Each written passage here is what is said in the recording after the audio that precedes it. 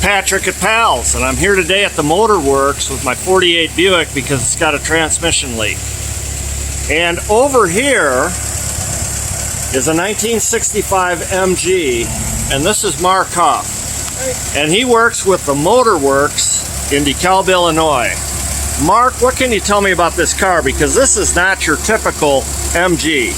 Well, what this is this is actually it is somewhat of a stock 1.8 engine, but it's been modified some. So it's now basically been bored, so it is almost at 1900 instead of the 1800. Plus, it has been fitted with the supercharger system that Boss Motors makes. And then that supercharger has the higher boost pulley on it, so it's actually running about 8 psi of boost in this car. And there's something else that you don't see on MGs. What is that? That is a vacuum brake booster. And how does that work out on an MG? It works out pretty well. It does increase it, help with the brake stopping ability of the car, because you have like a traditional modern car with a booster. It gives you that extra assist for better stopping ability, so you don't have to push as hard as you might to get it to stop.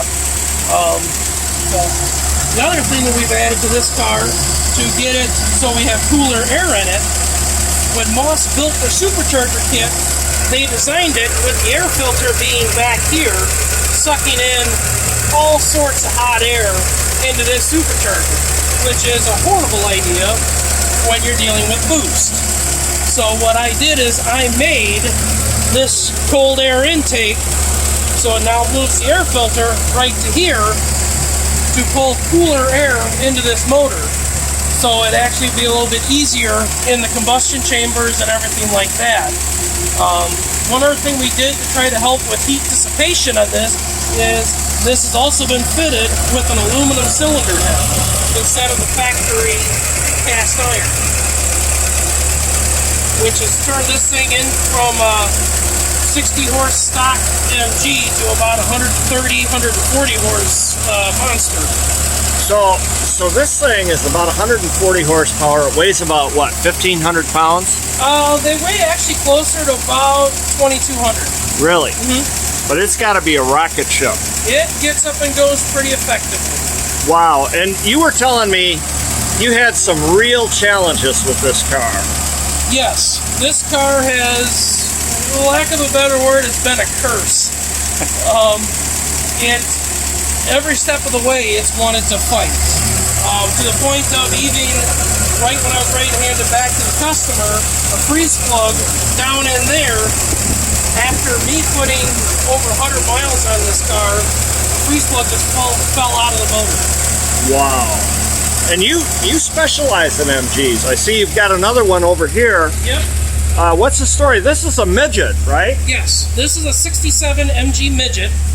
And this one, I did a few things too, but the biggest issue I'm working through right now is it wants to push a lot of oil through the breather system. Mm-hmm. So I'm working on trying to figure out why that is, because from compression tests and everything else, tells me this motor should not have it doesn't have a heavy amount of blow-by or anything like that.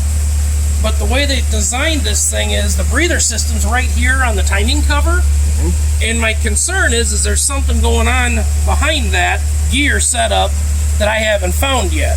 So my intent is I'm going to make, with some cardboard, lack of a better use, make a cofferdam so I can actually run this thing without a timing cover, so I can actually see what's happening.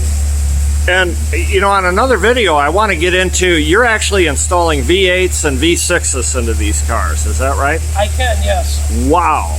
That is really spectacular. To the point of my own personal car, which is sitting over there, the GT, I'm putting a 5.3 liter all aluminum GM LS motor into it.